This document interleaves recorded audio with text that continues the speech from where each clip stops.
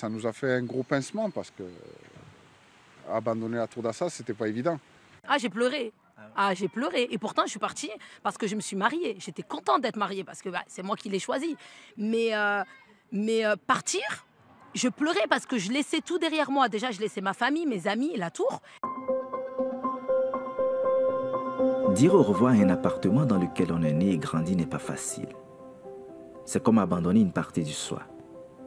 Les liens forts développés avec les voisins et les souvenirs d'enfance rendent la séparation douloureuse. Dans cet épisode, les anciens habitants de la tour d'Assas nous partagent ce qu'ils avaient ressenti en quittant l'immeuble.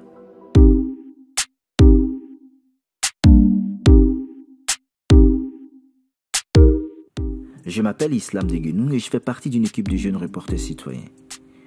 Nous réalisons des reportages à La Paillade, quartier populaire situé au nord de Montpellier. Nous sommes tous sensibles à l'histoire de la tour d'Assas. C'est la plus haute de la ville, mais en 2024, elle sera démolie dans le cadre du grand chantier de transformation du quartier de la Mousson. Nous sommes partis à la recherche de celles et ceux qui ont vécu dans la tour. Des familles, des enfants, des amis, des voisins. Ce sont eux qui ont fait la mémoire de ce qu'on appelle le village vertical. Mémoire de la tour d'Assas, un podcast de Kaina TV, accompagné par Gwenaël Kadoré, épisode 7, Quitter la tour. Moi, je suis parti en 98. Je suis parti habiter à près d'Arène. La famille s'agrandissait, il fallait plus grand. Il n'y avait pas la tour d'Assas plus grand. Ça a duré 6 mois, on est vite revenu. Vous venez d'entendre Roger. Tout comme lui, Hanan avait vécu dans la tour. Elle ne peut contenir ses émotions en parlant de son départ. C'était très dur pour nous, de ce déménagement-là. Moi, en tout cas, je n'ai pas été là le dernier jour. Non, c'était pas possible. Parce qu'en fait, il y a tous nos souvenirs. On a grandi là. Malgré que j'ai déménagé, moi, en déménageant, déjà, j'avais quand même la boule au ventre. Quand c'est mes parents qui partaient, c'est comme l'appartement où j'ai grandi, moi, où je me suis mariée. Même si je me suis mariée au Maroc, quand je suis venue ici, j'ai fait ma fête ici. J'ai eu mes enfants, c'était là. Donc, c'était quand même très, très dur de laisser l'appartement et partir comme ça. Ben Sassi, quant à lui, se souvient encore du parcours du combattant qu'il a fallu pour trouver un autre logement. La tour d'Assas, il faut sortir. Ça y est, on sait très bien, ils ont dit, ça y est, il y a une date limite pour que la tour d'Assas soit vide. Mais le problème, des fois, on nous propose des trucs là qui ne sont pas... des appartements qui ne sont pas... soit tu trouves des anciens, soit dans un quartier, il y a beaucoup de bruit, ou bien... on dit qu'on va sortir de la tour, il faut qu'on peut trouver un appartement un peu digne. Et les gens, ils ne veulent pas sortir de la paillade. Raja et Fatima nous partagent les raisons de leur séparation avec le village vertical. Partir, je pleurais parce que je laissais tout derrière moi. Déjà, je laissais ma famille, mes amis, la tour. Et c'est quelque chose pour moi. Mon mari, là, en région parisienne, on devait se marier à Paris. J'ai tenu à me marier à la tour et de sortir de la tour. Mais j'ai pleuré tout le chemin. Je pleurais, je rigolais, je pleurais, je rigolais.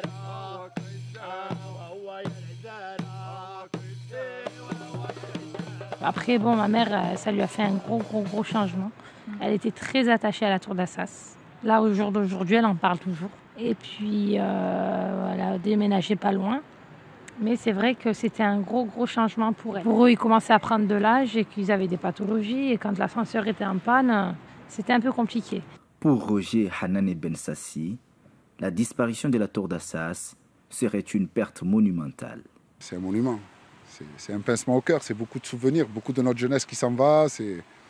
On perd beaucoup de choses. La tour, elle est encore là, donc on se dit... on la voit, ça va, on se dit, on sait qu'on a encore nos souvenirs là, ils sont encore là. Mais le jour où elle sera détruite, ça va être très dur. C'est des souvenirs inoubliables. Un tour comme ça qui va disparaître, c'est...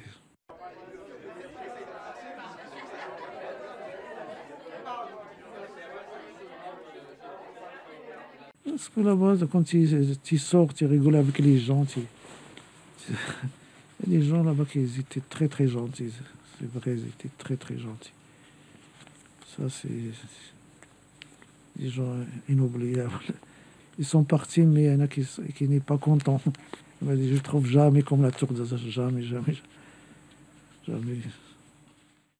Ancien agent de sécurité à la tour d'Assas, Mohamed en garde de bons souvenirs, même s'il a trouvé un emploi épanouissant en région parisienne. Alors, parce que je suis parti de la tour, donc un certain pincement au cœur. Je savais que je n'y reviendrai plus en tout cas pour travailler, même si j'avais encore quelques collègues qui allaient y être. C'est une page qui se tournait, mais qui était nécessaire. Donc c'était un pincement au cœur, autant sur le plan géographique, mais également sur tout le potentiel que ça m'offrait à côté. Cependant, tout le monde n'a pas le même attachement à la tour. D'autres la regrettent moins, comme Loubna et Dimitri. Sentimentalement, au niveau des émotions, non. Je pense qu'une fois qu'elle sera plus là, oui, quand on passera et que je la verrai plus, ça fera bizarre dans le paysage. Moi, j'ai quitté la tour d'Assas pratiquement quand je me suis mariée aussi.